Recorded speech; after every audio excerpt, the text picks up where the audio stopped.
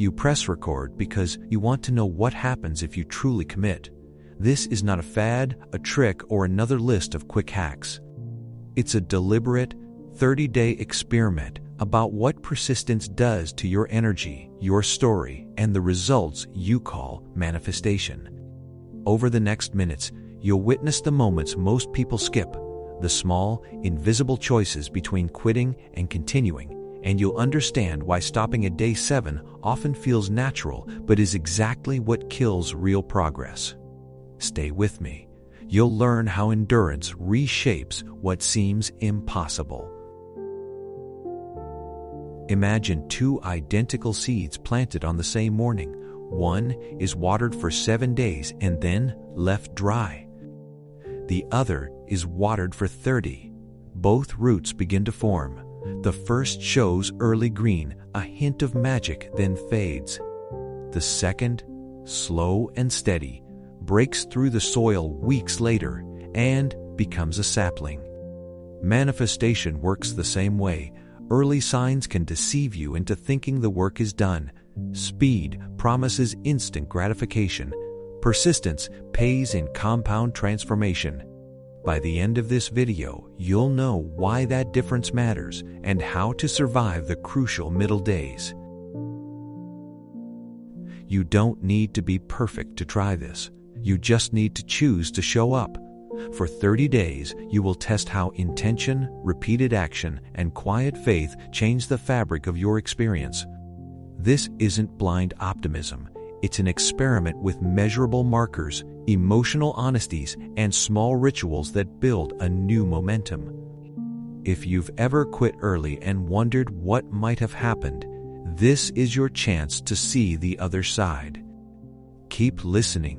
What comes next will expose the exact moments when quitting becomes a temptation. Around day 5 or 6, something shifts. The initial novelty wears off, results slow, and your brain starts asking for proof. You begin to expect fireworks, and when they don't arrive, disappointment whispers, "Maybe this wasn't meant for you." That whisper grows louder on day 7. This plateau is normal. It's a test. Your nervous system seeks certainty and will trade long-term payoff for immediate comfort unless you deliberately point it in a new direction. Learn to recognize that whisper, and you'll stop it from dictating your choice to quit. You look up at curated highlights, someone's overnight success, a screenshot of a week 1 breakthrough, and you feel small by comparison. But side by side, you forget context. Their month-long practice, the months before the camera, the private revisions. Comparison especially wounds during week 1 because your own early wins feel fragile. When you see others ahead, it's easy to believe you're behind. The truth is, persistence outlasts borrowed confidence. Stay curious about your path, not someone else's highlight reel, and you reclaim momentum. Manifestation requires energy, attention, emotion, and consistent action. By day 7, life's obligations, stress, and unfinished feelings collect like small tabs on your attention. They drain the fuel you need to continue. Calling this emotional debt helps you see it clearly. Unpaid feelings reduce your persistence. What if you treated those debts with short rituals, 2 minutes of breath, a brief honest journal line, a tiny corrective action? Those micropayments keep you afloat so that the experiment continues beyond the 7-day temptation. Around day 7, friends and family might voice doubt or indifference. Their skepticism isn't personal. It's the ordinary homeostasis of your old identity resisting change. Social mirrors can validate quitting as much as they can validate continuing. The critical skill is not to isolate, but to calibrate your responses. Listen, choose who you share progress with, and build small alliances that reinforce consistency. When you change your circle of subtle approval, the experiment no longer feels so solitary. Keep watching. Next, we explore the deep mechanics that make day 20 different from day 7. If you push past the deceptive comfort of quitting, something subtle begins to change. Habits align, your attention sharpens, and tiny evidence accumulates. A new thought, a different reaction, a small syncopation of events that used to be impossible. This is compounding. The latecomer effects don't arrive in cinematic bursts. They appear as a richer cadence to your days. You notice synchronicities, doors opening with less force, and a quiet confidence that makes the next day easier. This is why day 28 feels nothing like day 7. When you repeat an action, you are telling your nervous system a new story. I am the kind of person who shows up. Day after day, that statement translates into identity.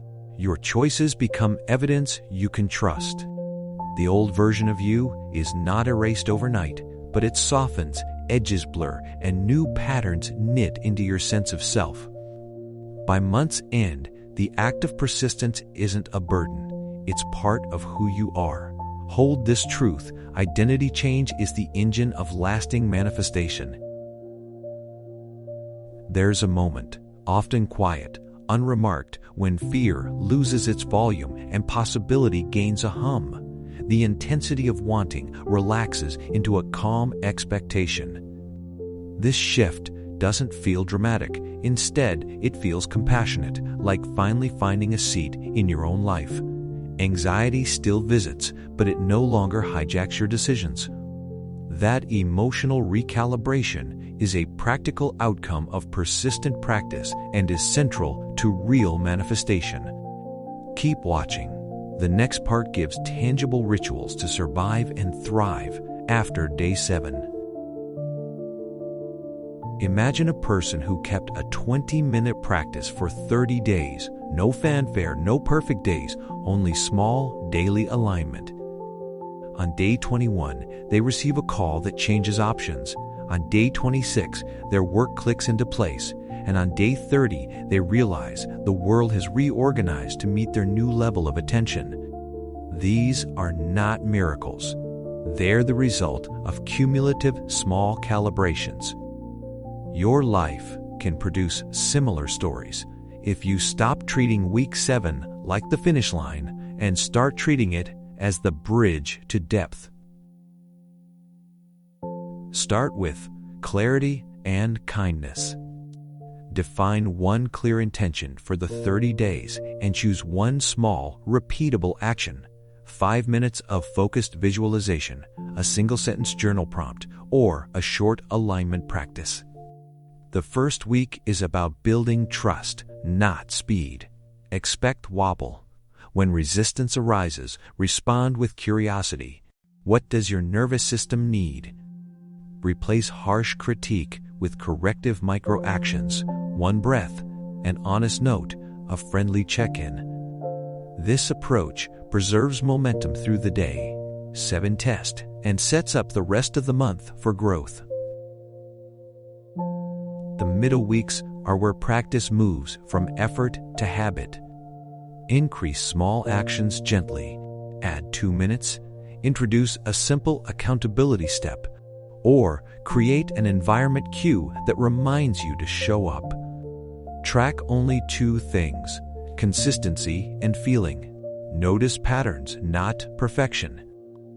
As habits knit into your routine, begin to test the edges of expectation. Make a small request, reach out, or take a visible step toward your intention. The middle is messy and catalytic. Keep going. It's where traction appears. Now you harvest clarity. By the last week, behaviors have layered into identity. Take time to reflect. What changed? What surprised you? What felt different in your relationships or your work? Use this phase to integrate. Create a celebration ritual that marks the end of the experiment and signals a new baseline. Plan next steps.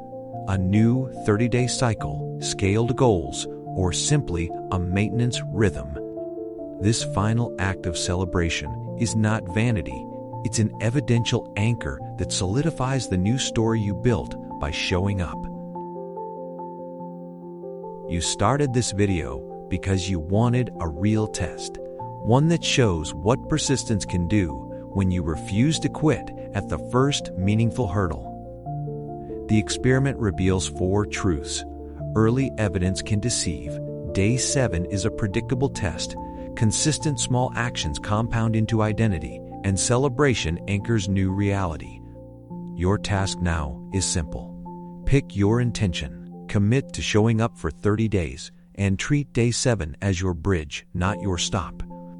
If you decide to begin, tell us below how you'll show up, subscribe for guided challenges, and share this video with someone who might quit too soon.